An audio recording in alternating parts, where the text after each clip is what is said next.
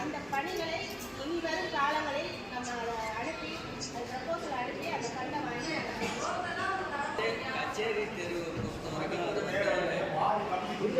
அகலமான ட்ரைனேஜ் கச்சேரி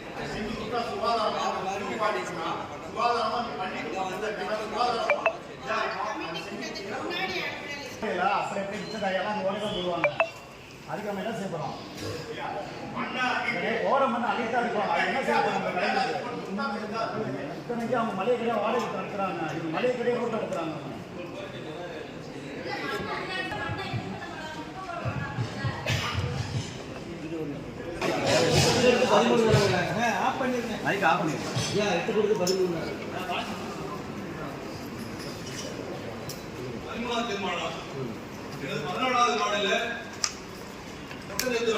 ஆளுநரினுடைய அமைச்சர் மாண்புமிகு சக்கரபாணி அவர்களுடைய மைத்துனர் குடியிருக்கிறாரு.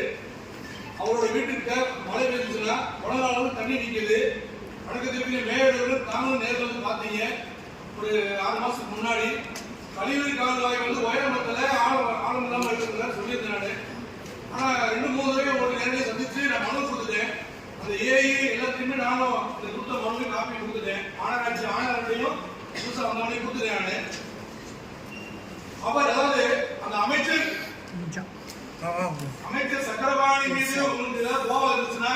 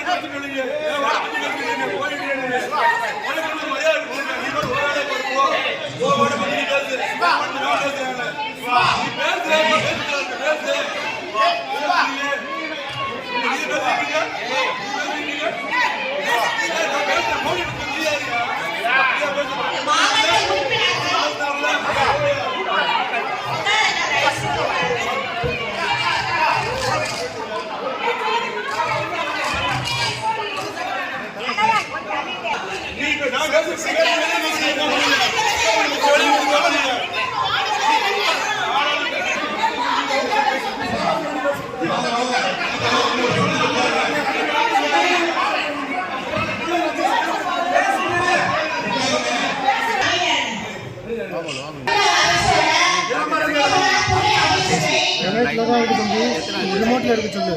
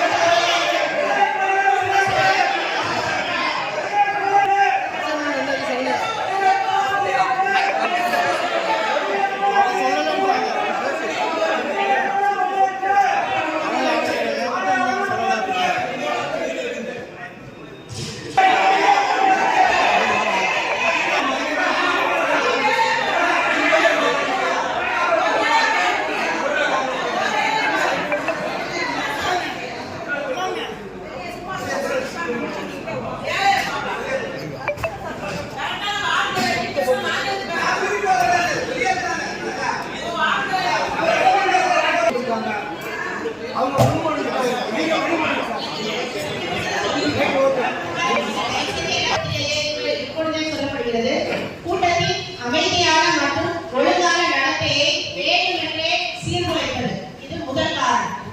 இரண்டாவது, தலைமையாளரின் எந்த உத்தரவுக்கும் கீழ்ப்படிய மறுப்பது.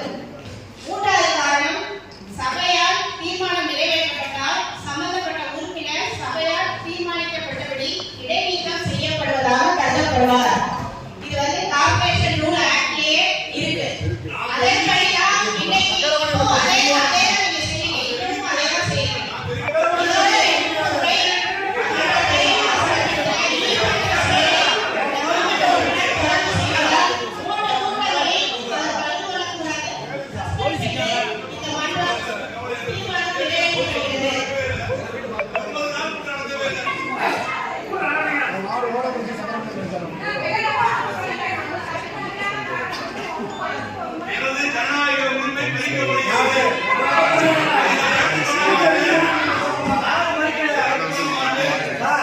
அவனை கூப்பிட்டு அவரை வெளியே அனுப்புங்க.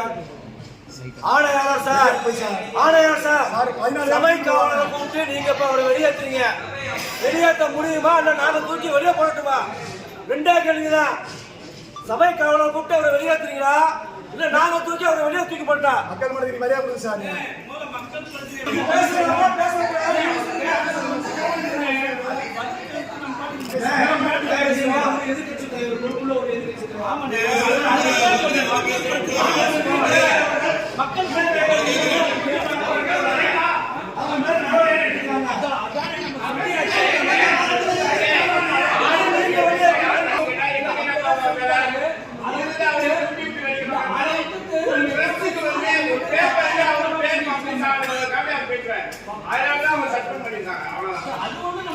நம்ம வந்து என்ன அவங்க கேட்ட கேள்விக்கு ஒரு ஆன்சர் சொல்லிடுவாங்களா?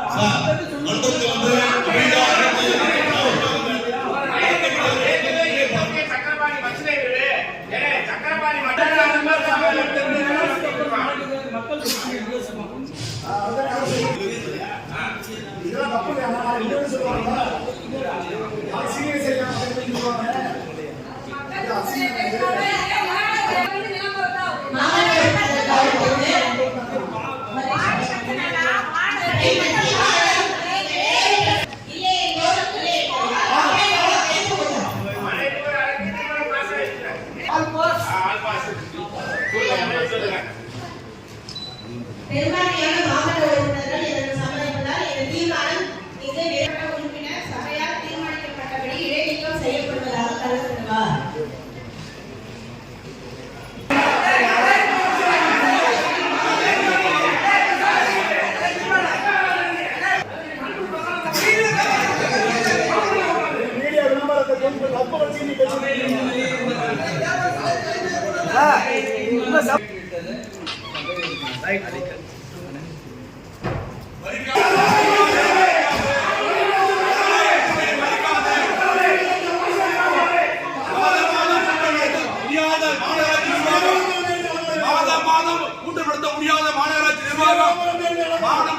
மாதம் நடத்தக்கூடிய மாநகராட்சி நிர்வாகம் வன்மையாக கண்டிக்கிறேன். மாதம் நடத்த முடியாத மாநகராட்சி நிர்வாகத்தை வன்மையாக கண்டிக்கிறேன். இதை பார்க்காத முடியாத மாநகராட்சி நிர்வாகம் வன்மையாக கண்டிக்கிறேன். என்னுடைய வார்டில் விவேகானந்தர் துணை முதல்வர் வந்த அன்னைக்கு இன்ன வரைக்கும் பார்க்கவே இல்லை. நாரி கிழக்கு திண்டுக்கல் மாநகராட்சியே நாரி கிழக்கு திண்டுக்கல் மாநகராட்சியே நாரி கிழக்கு. கேள்வி கேட்டது குத்தமா பதில் சொல்ல முடியாத திராணி இல்லாத திண்டுக்கல் மாநகராட்சி நிர்வாகத்தை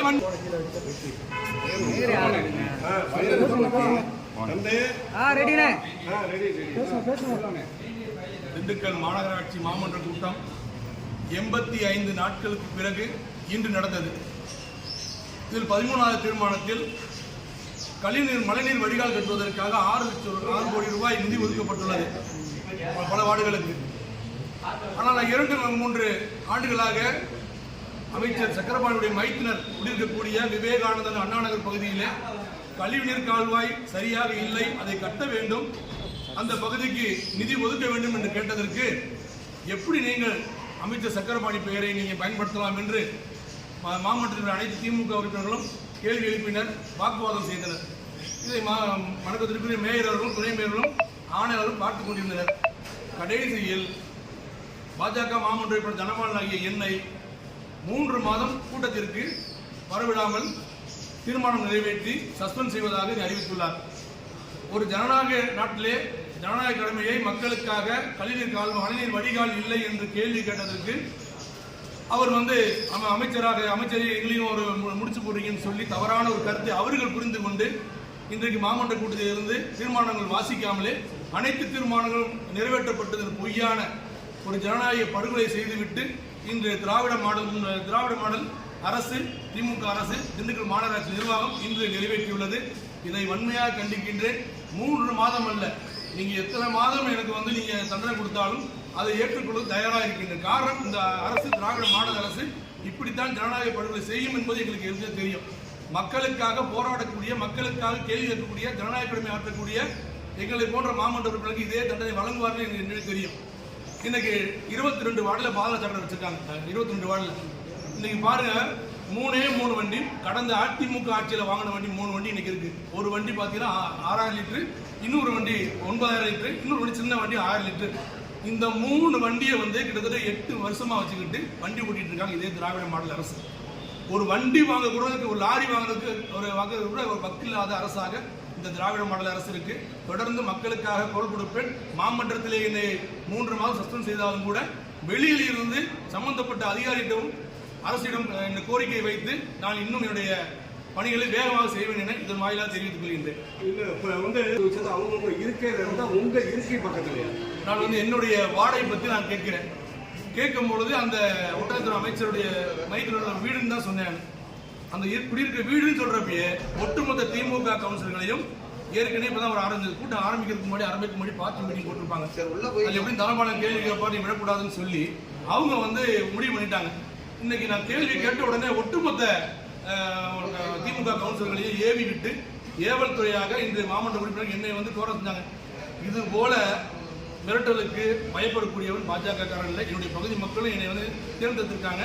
நான் தைரியமாக தினமாக இன்னும் பல பணிகளை செய்வேன் என்று தெரிவிக்கிறேன். இல்லை நான் என்ன கலெக்டர் பண்ணனா, இல்லை பல பேர் மாதிரி லாட்ரி விட்டனா, இல்லை பல பேர் மாதிரி நான் கஞ்சா விட்டனா, என்ன பண்ணேன்? மக்களுக்காக மாமன்றத்தில் குரல் கொடுக்குறேன். என்னுடைய வார்டுகளுக்கு பாதாள சாக்கடை இன்னைக்கு வரையும் பாருங்க, நாரி கிடக்குது என் வார்டில் பாதாள சாக்கடை. பார்க்க சொல்லுங்க. இப்படி 48 பேர்த்துல கிட்டத்தட்ட திமுக கவுன்சில் 35 பேர் பக்கம் இருக்காங்க. இவங்கெல்லாம் கேள்வி கேட்கிறாங்களே, எல்லாத்தையும் வர சொல்லுங்க. அந்த இடத்த பாருங்க. வேளாண்மையில இன்னைக்கு வரையும் துணை முதலமைச்சர் உதயநிதி அவர்கள் திண்டுக்கல்லுக்கு ஆய்வுக்கு வந்த பொழுது அன்னைக்கு போடப்பட்ட ஒரு செங்கலும் மணலையும் அள்ளி போட்டிருக்காங்க. அப்படியே கிடக்கு இந்த குழியில. இன்னைக்கு கிட்டத்தட்ட அந்த எம்எஸ்வி ஸ்கூலுக்கு ஒரு 2000 பேர் படிக்கிறாங்க. அந்த பசங்க தான் போறாங்க. டெய்லி காலையில் பாருங்க, நீங்க பாருங்க, திறந்த மணிக்கு யாராவது உள்ள விழுந்து உயிர் போய் ஆகக்கூடாது நான் கேள்வி கேட்டுட்டு இருக்கேன். நான் அந்த இடத்த பாருங்க, பார்த்துட்டு நீங்களே முடிவு பண்ணுங்க.